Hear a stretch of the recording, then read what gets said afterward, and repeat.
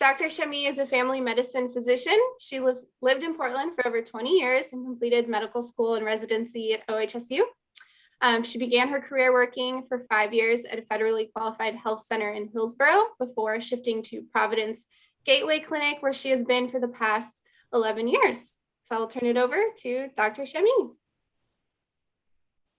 Good morning. I am going to attempt to share my screen with you here.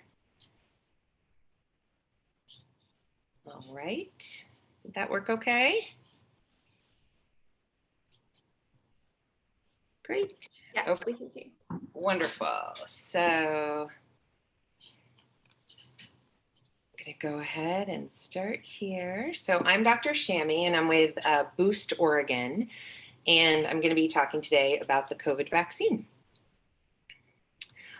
So I just wanted to tell you a little bit about myself. There we go. So I'm just a regular family doctor. I work in the Gateway neighborhood of Northeast Portland.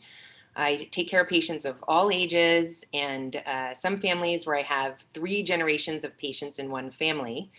It's definitely been a difficult year to be a doctor, as it has for many people. I've worried about my patients, some working as essential workers, some isolated at home, and some unfortunately dying alone in the hospital. I've worried about bringing the virus home to my children or to my parents. And my experiences at work and at home are really not unusual for families this year. And I started to worry many months ago about vaccine hesitancy, well before they were approved. And because of that, I reached out to Boost, Oregon, and see if I could work with them to reach out to community leaders like yourselves to make sure we all have the information and the support we need surrounding this complicated vaccine rollout.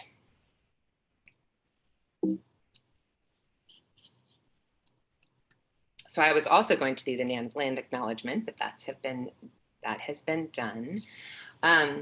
So I just wanted to start with a historical trauma acknowledgement and to dive deeper into the perspective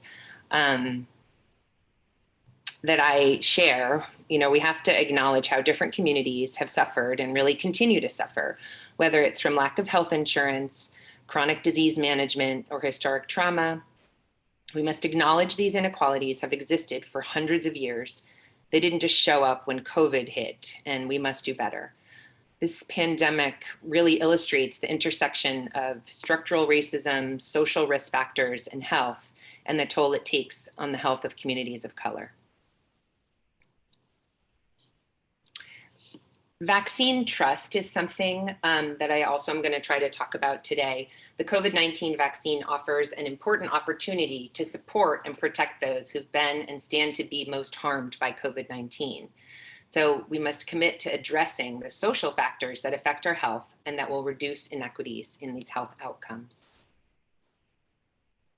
At Boost, Oregon, our mission is statements listed here. In addition to community workshops, we also present to providers, doctors, physician assistants, nurses, medical assistants around the state. Boost Oregon aims to disrupt the dangerous cycle of misinformation by providing evidence-based education without fear or judgment, recognizing that all community members want to make the best possible decisions for themselves, their families, and their community. Knowledge is power. So the biggest question with the development and monitoring of COVID-19 vaccines is, are they safe? And how can they be safe if they were made so fast? I get asked that by patients all the time. So I wanted to talk briefly about vaccine development. And I like this slide because it just goes through a normal vaccine. This is how it happened with COVID-19 and vaccine, and it happens with all vaccines. There's some research, and there was some research built on the studies of other coronaviruses like SARS and MERS. So there's already some research going. Then they do the clinical trials. Is it safe? Does it work? Is it effective? Is it efficacious? Different ways of looking at how the vaccine works in a lab versus in the community. It gets FDA reviewed, And in our case, with the COVID-19 vaccine, it was given emergency use authorization, or EUA. I'm going to talk a little bit more about that as well. It also goes through a couple of different committees to get reviewed about who should be recommended to get the vaccine and whether they also give it the stamp of approval to be rolled out. Then lastly, it's manufactured. Pfizer and Moderna right now are the ones manufacturing it. And something different with COVID vaccine, and one of the reasons it happened so quickly, is that when they were researching the vaccine, at the same time, they were making as much as might be needed. So millions and millions of doses, which is very unusual for vaccine development. When I talk to my patients about why this vaccine came about so fast, I talk a little bit about, imagine if you went to the DMV, you need your license, you need some paperwork, but instead of having to stand online, you got to go to the front of the line and someone was standing there and said, oh, let me see your paperwork. Yes, this looks correct. Let me bring you over to this person. And you're gonna cut the line and you don't have to go back home and get your passport or something. So each step of the way for the COVID-19 vaccine, it was expedited, which means the paperwork was done faster, but it wasn't rushed. And the science and the steps went through the same safety trials as every other vaccine needs to go through and does go through. So a couple of the things that I talk to people about are researchers had a head start, as I said, with their work on SARS and MERS. Government and industry paid to start manufacturing the vaccine before they were even approved. That's why as soon as it got the emergency use authorization, boom, it was out to the communities. And another thing that's interesting is that it takes a long time to get patients and volunteers to join a trial, but thousands and thousands of people volunteered to be in these COVID-19 vaccine trials. Well, it would take 2 weeks to get enough people instead of a year or 2 years. So that's some of the reasons that it happened so quickly. In looking at it, and I really did research it myself for my own patients so I can tell them whether or not I recommend it. It was not done in a sloppy way and it wasn't hurried. It seemed to follow all the correct protocols. So I hope that gives you some information about how to talk about how it happened so fast. I'm going to briefly talk about this. There's tools to monitor safety for all vaccines. I can barely fit all of them on this slide because there are so many. You'll hear about VSD or VAERS. There's also additional tools that are new, like vSafe, which is a smartphone-based tool. So when I had my vaccine, I signed up for vSafe and they sent me a text every day and then every week about my symptoms. So these are some of the tools we have for pre and post-marketing safety. I'm happy to answer specific questions about that. So for the Moderna and Pfizer vaccine, and hopefully the Johnson & Johnson vaccine soon, they have emergency use authorization. And that shows that the data shows that the potential benefits of using this product outweighs the potential risks. There was not a blanket approval EUA for all vaccines, for all COVID vaccines. Each one needs to be evaluated and approved. So what are mRNA vaccines? I'm going to go through this briefly, but I'm happy to answer other questions in more detail. So you use a small piece of genetic code called mRNA, and this code teaches your body how to make that spike protein. There's the picture of mRNA, and the mRNA lives outside of the nucleus, okay? So it doesn't incorporate into the DNA, which is inside the nucleus. So how I think about this is like a fortune cookie. We'll see if this resonates with you. So the mRNA is the waiter brings you the fortune cookie to your table. That's the shot injected to your arm. You open the fortune cookie, which means your cells disassemble the lipid capsule that's around the vaccine.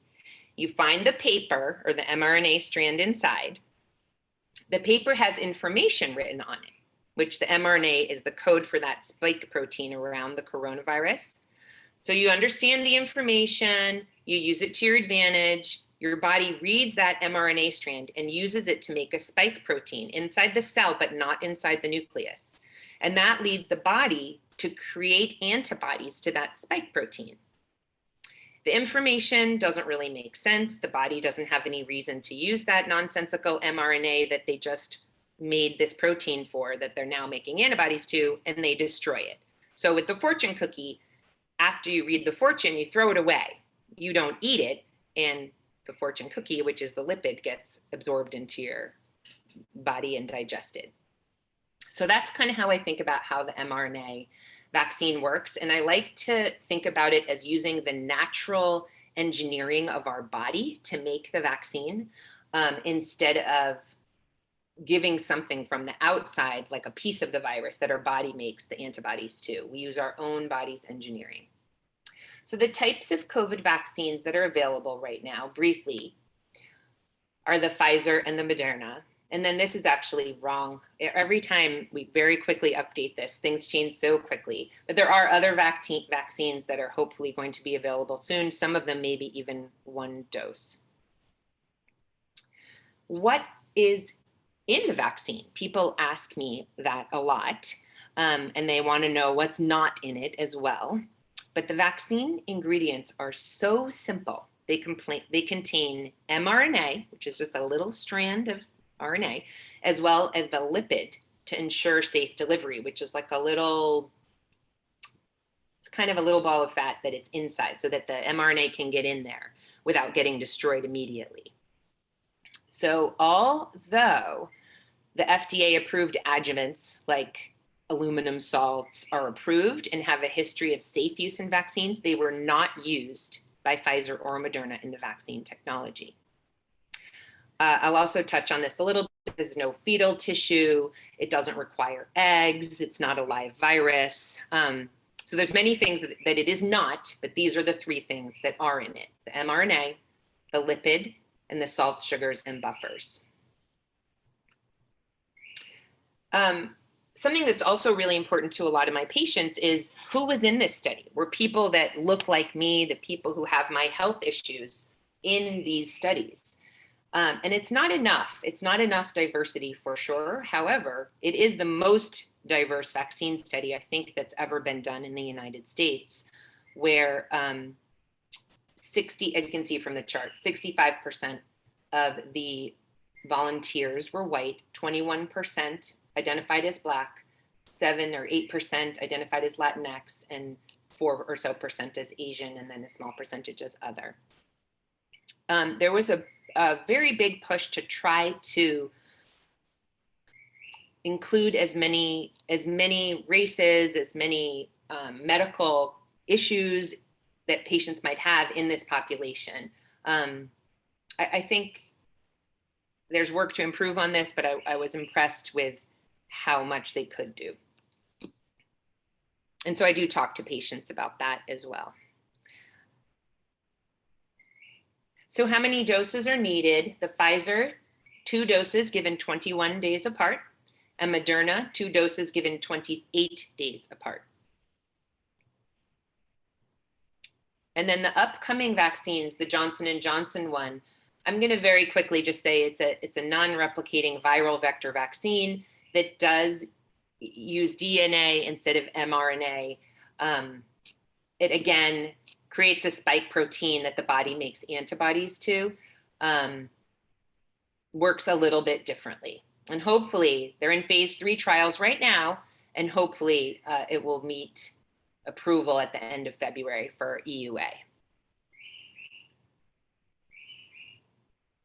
So what to expect when you get the vaccine? I think talking to all the people in our lives about this is extremely important. The vaccine is given, as I said, 2 doses a few weeks apart. You might experience fever, body aches, or headaches, or soreness at the injection site. I think the next picture has me getting the vaccine. Maybe not. That's the one after that. But I was so excited to get my first vaccine. I had the Moderna one about a month ago or 5 weeks ago. My kids will tell you I was sitting at dinner and I kept hitting my arm and saying, it doesn't hurt. I hope I'm making antibodies. And by the next day I knew I was, because I couldn't lift my arm and I felt some chills and fatigue. And I was so excited to have these symptoms, to have this reactogenicity. And I talked to my patients about it that way, that in order to make antibodies, our body needs to have a reaction. And that reaction can be fevers, chills, body aches, headaches, many things listed on this. People aren't so worried about that, although some patients are, but they are worried about more severe reactions. And so I do talk to people about the fact that the Pfizer vaccine, 5 in a million recipients, 1 million will have anaphylaxis. And all of the ones who had anaphylaxis had it within, and that's a severe allergic reaction. You may have heard about those on the news when the vaccine was first starting to be given out.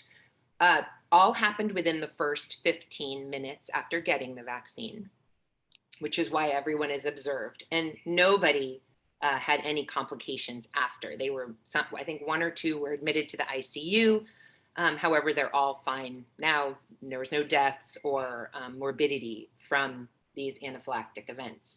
The tricky part is we don't always know who will have the anaphylaxis. And I talk to patients, they'll say, well, I'm allergic to eggs, or I'm allergic to mangoes. Does it make a difference what I'm allergic to? And it doesn't seem to. Allergic to bees, it doesn't seem to put you in more at more increased risk of having anaphylaxis. And it's certainly not a contraindication to not get the vaccine.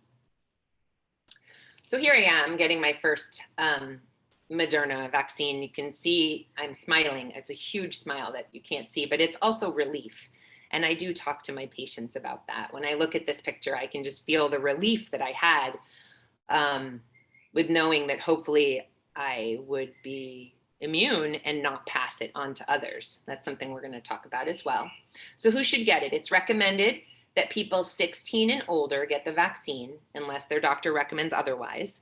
We need probably 70 to 90% of the population immune through vaccination and possibly disease to have herd immunity.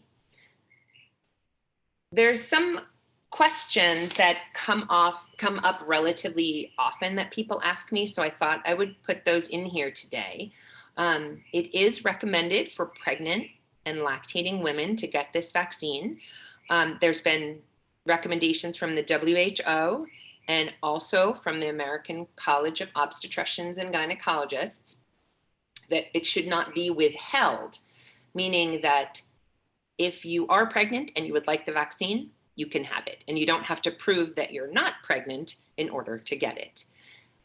This is a tricky question because while the safety data on the COVID-19 vaccine in pregnancy isn't really available yet, there's no data to indicate that the vaccine should not be used. So I think that is a situation where I encourage people to talk to their doctor and also think about their risk. I have patients who are pregnant who are nurses, and they would look maybe at the risk of pregnancy and the exposure that they have versus the risk of getting the vaccine. Who shouldn't get the vaccine? At this point, not very many people are excluded from getting this vaccine. An allergy to the lipid, to that fat that surrounds the mRNA, is a possibility that would be a contraindication to getting it. And I'm going to address now the question. I think there was one of the questions that was sent ahead of time was about the elderly and whether there are some people in your community that are concerned that their parents shouldn't get the vaccine because some of the information out of Europe might be indicating this. So I reviewed the information with from Norway, and it seems that it's not clear yet. However, if you give the vaccine to the most frail and elderly people in your populations, there's definitely going to be a higher rate of death because people in their 90s are more likely to pass away than people in their 60s. So it's hard to know whether it just happens to be a coincidence of who is actually getting the vaccine in Norway or whether there's a causation. And I think that the question was, how would I talk to people about this? I think I would look at risk. And if you have a 75-year-old, 80-year-old parent or grandparent, and they're relatively healthy and they don't live in a nursing home, then I don't see any reason that they shouldn't get the vaccine. If they're 94 and extremely frail, really anything that changes in their body can be a stress on their body. So the vaccine could be a stress as well. I do recommend it for my patients in their 90s, but I think we just don't have 100% all the information that we need to answer this very specific question. However, we do know that if a 90-year-old person gets COVID pneumonia, their risk of not living through that infection is pretty high. So vaccine distribution in Oregon, I just wanted to show this. I'm sure you've all seen it. It's from the Oregon Health Authority website. It's all over the place right now. The phase 1A, 1B, and beyond, and has dates on it as well. On the OHA website, we've been training all of our staff at our clinic, and I think it's important that we keep this website and information and train as many community leaders as possible to help patients, especially patients who don't have a computer or aren't savvy on their smartphone maybe, so that they can get help scheduling when they're eligible. So although right now the vaccines are being given at the mass vaccination site at the convention center, we at our clinic are helping our patients schedule that. So although we can't give it to them at our clinic, we feel like we can advocate for them getting it.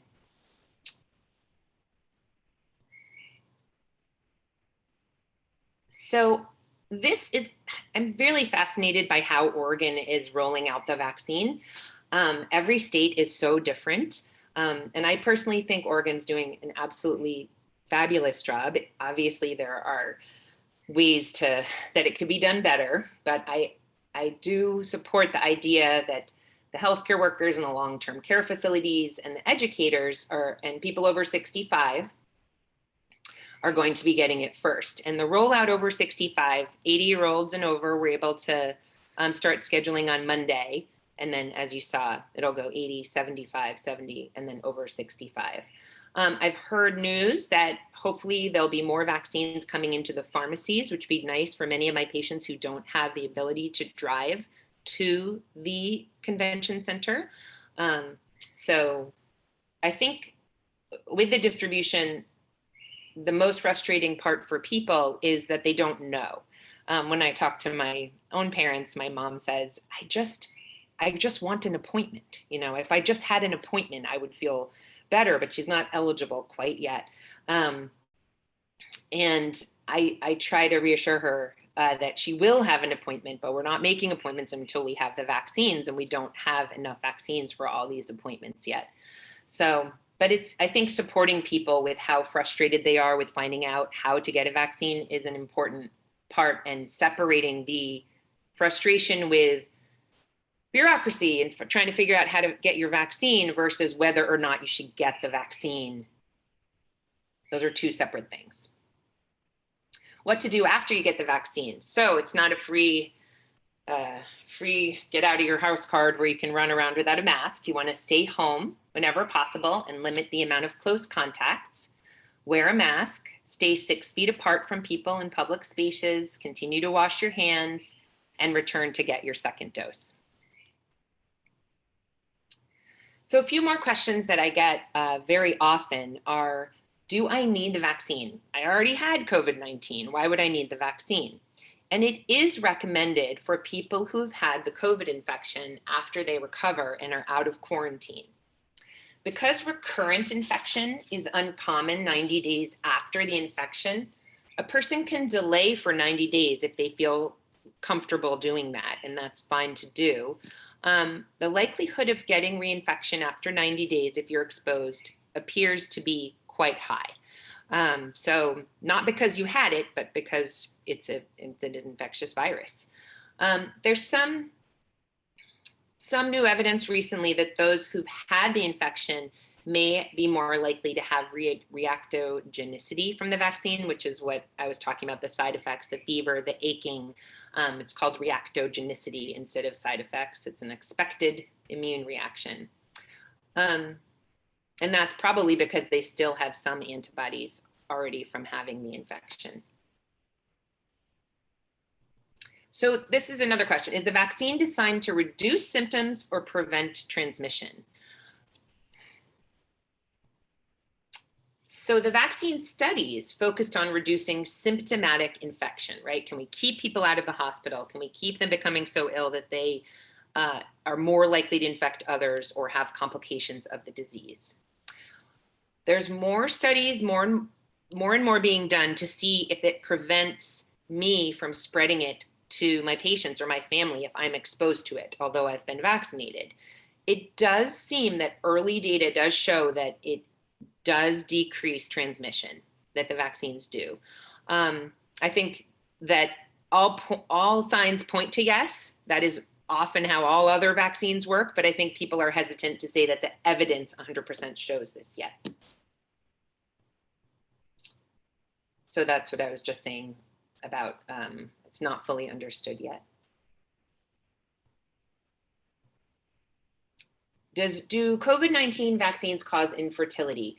You know, I hesitate to even kind of put these slides in because it's so much misinformation out there that I don't really want to ask a question that maybe people don't have. They didn't hear this rumor, but I've been hearing it more and more in my clinic from young women that they're being told that from their friends, from their moms, no, don't get this. This vaccine causes infertility. It came from a rumor in England that said that there's a part of the placenta protein that looks like the protein in the coronavirus, in the spike protein. That is not true.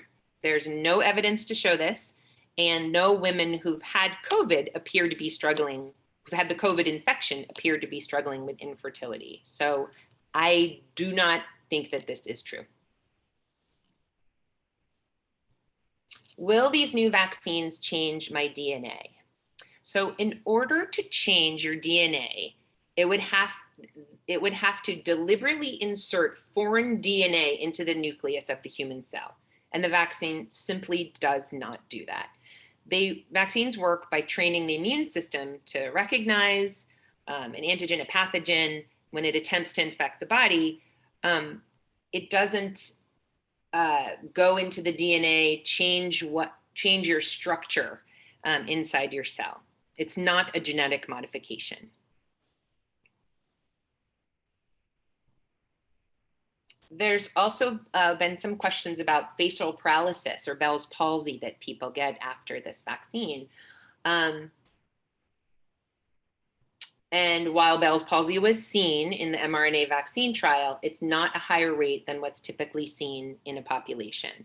So I did do some research on the CDC and then on the CDC links about this, and specifically, this is an important point to explain to people, is if you give 1 million people anything, some people will have Bell's palsy, some people will have seizures, some people will get a cold, some people will, but none of those things can you say are from the vaccine if it matches the amount of people who would have had it anyway.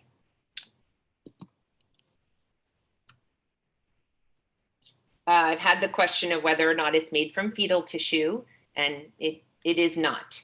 The AstraZeneca does use stem cells in its production, but I think that is now off the, I don't think that one's going to be approved. So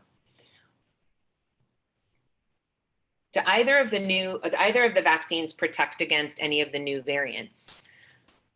We're continuing to learn more about this, and I can't say how disappointed I was to hear about these variants over the past few months, but the new studies do show that they are somewhat effective, but may not be as effective, and we may have to get a booster, especially for the variant that was noted coming from South Africa.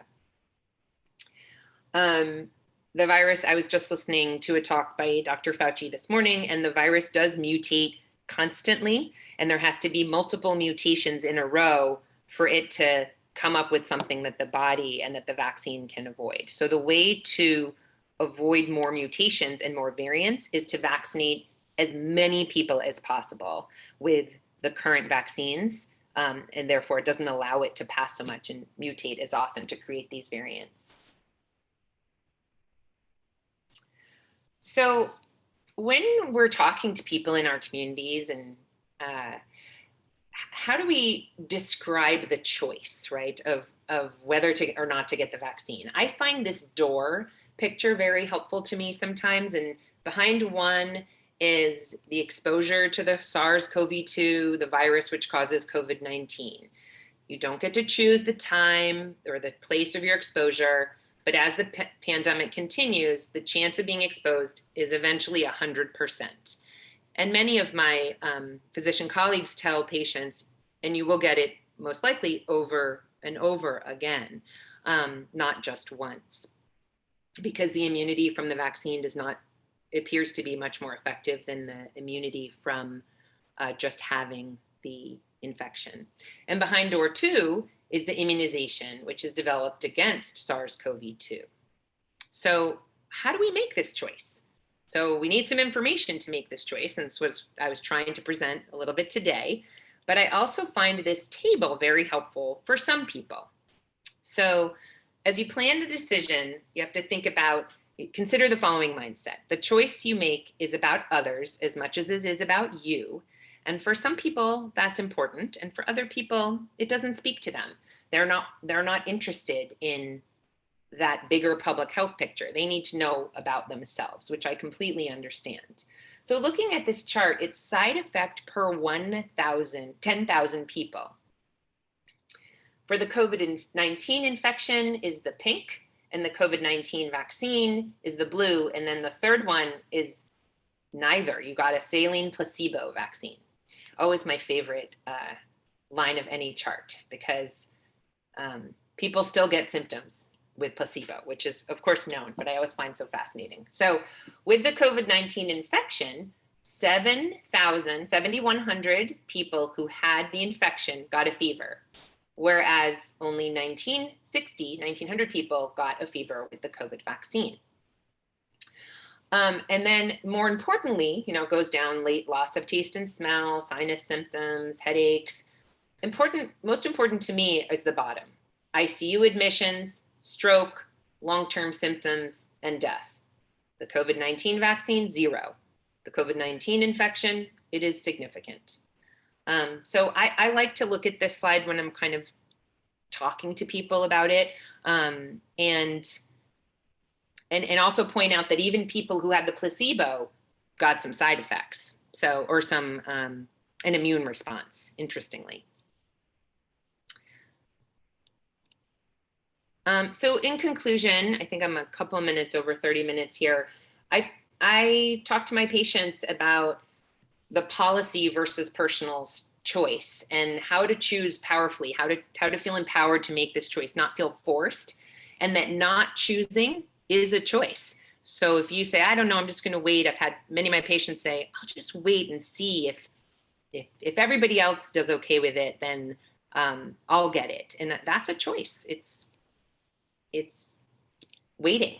So important takeaways of this, and that choice has an impact, right, on our community and your own health. So important takeaways are COVID-19 causes a range of symptoms and severity of illness, and I'm happy to answer any questions about the infection as well if people have them. It's spread through the air when an infected person coughs or sneezes. Limiting contact are the best ways to protect yourself.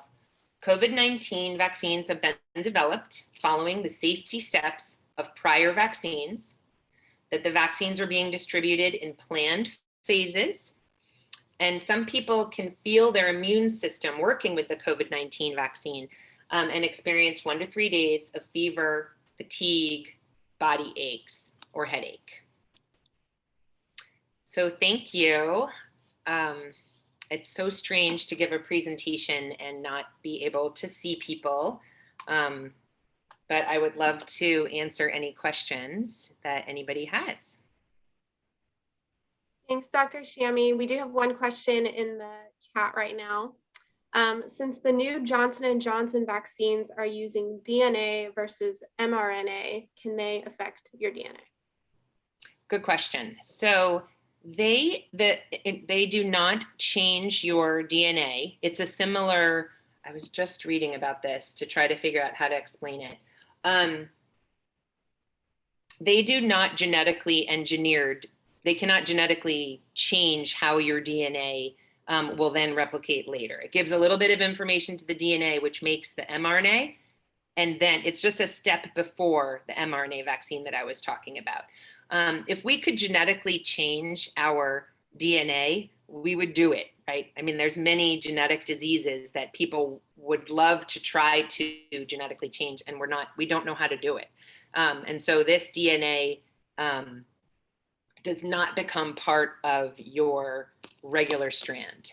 I hope that answers the question. It just tells the DNA to make a small piece of mRNA, then the mRNA goes and makes the spike protein. Great. Thank you. One more. Oh, got a couple more coming in. Okay. First, can you point to citations to support your point that none of the vaccines were developed from fetal tissues lines? Yes, I can send out some links for the information about how they were prepared. But yes, yes. That would be wonderful. And I can push those out to the group. Yeah, if you can you take a note that I have those studies. I don't have them in front of me, but no, the fetal tissue, that is something that the reason that came about, that idea came about, is there are some stem cell lines that are used to make vaccines where the virus is replicated inside of a stem cell. However, then the stem cell is put aside and the replicated viral part that's used for the vaccine is then part of the vaccine and used to make the body make the antibodies. However, that in this case, that actually, as far as I know, was not the case. And I do have some links to that I can get out to you. Thank you. And then I'll share those with the group. One more. This is about getting the vaccine if you're on a biologic medication, an injection that is an immunosuppressant. Mm-hmm. So there have been some subsets of people who are on Humira or Imuran or other medications that suppress the immune system. And it appears to be safe because it is not a live vaccine. So it appears to be similar to all other vaccines like the flu vaccine or the pneumonia vaccine that are not live, that do not put if you're immunosuppressed from a medication, you're still absolutely capable of getting the vaccine and making a response that's appropriate. The more of a question is, will it be enough of a response? Will people on immunosuppressants require more boosters, really, because perhaps their immune system is being a little suppressed. Perhaps their body won't have as robust as a response as someone who's not on an immunosuppressant. However, the risk of getting COVID infection or getting an infection from the vaccine is not an issue for people on biologics. When I was looking at the Norway information, it really seemed that people in their 90s that were they were not living on their own, they were not ambulatory, they were requiring a lot of medical care. That is what I would consider frail. They were the population that seemed to have the hardest time getting that's the population that Norway was concerned about maybe having a harder time coping with getting the vaccine. Thank you. All right, if I can't get my second shot on time, how long can I wait before there is no point in getting the second dose? Always worth getting your second shot. It's not something that it's not a series that has to be restarted. It seems to be you will get the most out of it if you get it, 21 days or 28 days later, because at first you'll be maybe 55 to 60%, and then that second vaccine will take you up to 95, 99%. However, if you get it in 2 or 3 months, I hesitate to say this because I want people to get it on time and not delay, but it seems to be very effective even if you get it later with the information that we have. Great. And how long does the protection against COVID last with the vaccine? That's a good question that we're not 100% sure. I think that at this point, we're hoping that it would be, if enough people get vaccinated and the amount of virus in the community, you see the rates are going down pretty amazingly right now. If the rates continue to go down, people won't need another vaccine. Maybe next winter, if we see another surge, people will again need to get vaccinated because their antibodies are waning. There's people looking into that, but there hasn't been enough time to know yet whether we're going to require boosters either for the variants or whether it's going to be something you're going to need a booster for each year. There's some scientists thinking that the coronavirus will become like a cold. Once we all have enough antibodies and have enough vaccines, people will get, just like we get with all the other viruses, adenovirus and RSV, get an infection, and it'll be harder on some people than others, but it won't be, the complications and the hospitalization rate will hopefully be quite lower. Right. All right. After receiving the second dosage, is it still necessary to maintain social distancing? And what about for starting back in person for church services, singing, preaching? Should we keep 16 to 20 feet apart? Okay. Can you repeat the first part of that question? I didn't quite hear it. Yeah. Is maintaining social distancing necessary after receiving the second dose? As of now, it is recommended to maintain social distancing after the second dose. I think that recommendation may change as the rates go down. However, as of now, without being 100% sure that being vaccinated decreases your risk, we don't know what percent risk it decreases your risk of transmitting it to somebody else. So for yourself, after being vaccinated, I think you can feel quite safe. In terms of passing it to others, we're not sure, which is the reason to keep masks on and continue social distancing. I tell everybody, follow the rates. If the rates get low enough, we can go back to our schools and our churches and be able to do these community events. So I think I would encourage people to just keep watching. And I think singing is a little bit difficult because it is a very aerosolizing thing to do, just like playing a band instrument is. So singing might come later, but there has been, I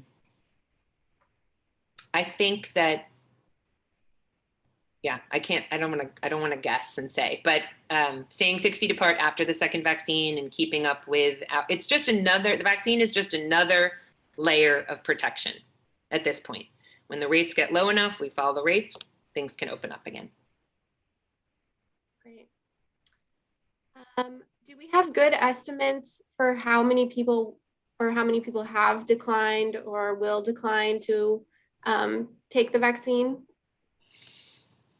The numbers are changing very, very quickly. So a few months ago, there was a lot of people, especially in BIPOC communities, saying we are not interested in getting this vaccine. It's been too fast, and just historically, why would people of color trust the medical community or trust public health community with this new thing? So I think there was a lot of mistrust and a lot of however, it's every week when I've been reading the surveys, it seems that people are more open to getting the vaccine. So the numbers are really constantly changing. One of the things that's concerning to me is if certain medical community members don't want to get it, or teachers or leaders, community leaders like yourselves, if we have questions and we don't feel safe, how could we tell our constituents to get this, right? To our people, how can we tell them that we feel safe getting it? So you can't underestimate how important it is if you're going to get the vaccine to talk about how excited you are to get it. And if you're not going to get it, let's talk about it, so that, because I think community leaders are going to be such a huge part of this. I can't tell you how often I'm talking to usually women of color in my practice, right? They'll say, well, what are you doing, Dr. Chamie? And I say, well, I got mine, and this is why. They say, do you know why I don't trust this? Why I don't? And I say, yes, I do. And we talk about it, and I acknowledge that, yes, this has historically not been, your community has not been treated fantastically. Our community, we haven't done a great job necessarily every single time. And so, but then I say, but imagine, these are also the communities, the Latinx communities are being hit even more, and Black communities are being hit even more with COVID.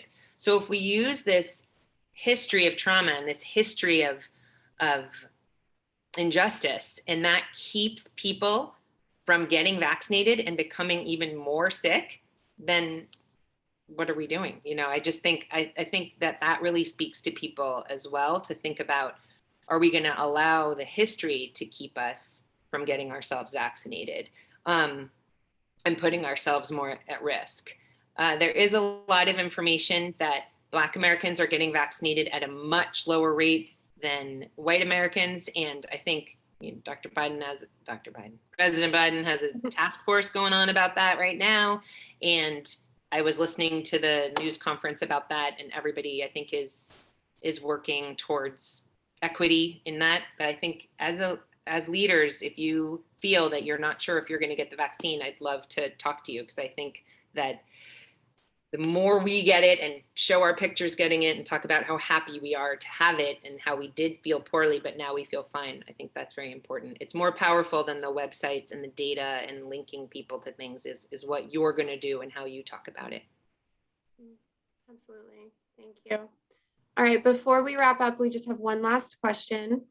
There is a theory that Bill Gates is promoting vaccinations for nefarious purposes. Have you heard about this? How do you respond to it? And is there any data to refute this thinking? Yes, I have heard this. I choose not to put it in my presentations because it's hard to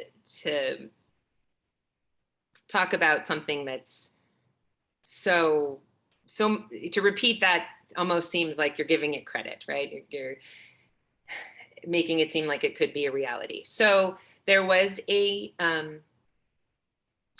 conspiracy theory that a microchip is being injected into everybody's arm with the vaccine. And I actually did a bunch of research on this, looking at how this happened and how there's a good article in, I think it's in possibly the New York Times. And it talks about how his words and different scientists' words were cut and pasted to make it seem like they were seeing this. So it's pretty interesting lesson in misinformation, or how things can be changed on video to make it look like something. But usually when people mention it, I just talk about how if they all really want to follow us, we all have our phones.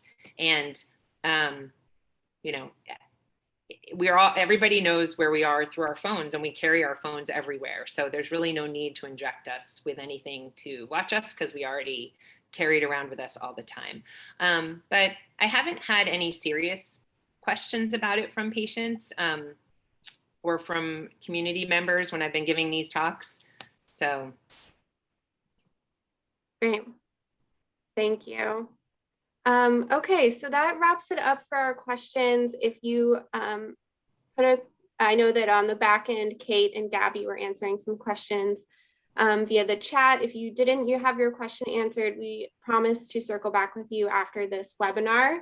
I want to say thank you so much to Dr. Chamie for your insight and for addressing so many of these questions today. And thank you to all of our participants for being here. Thank you for your questions, and thank you for your dedication to your communities. If you have any follow-up questions or would like some more information, I'm going to put some email addresses into the chat box. Also, I would encourage everyone to go to Multnomah County's vaccine website page. If you scroll to the bottom, we have a series of one-pagers that address vaccine safety and development, how the vaccine protects you, diversity in vaccine studies, and then what to do after you've been vaccinated. All right, thank you, everyone. Enjoy the snow. Thank you so much.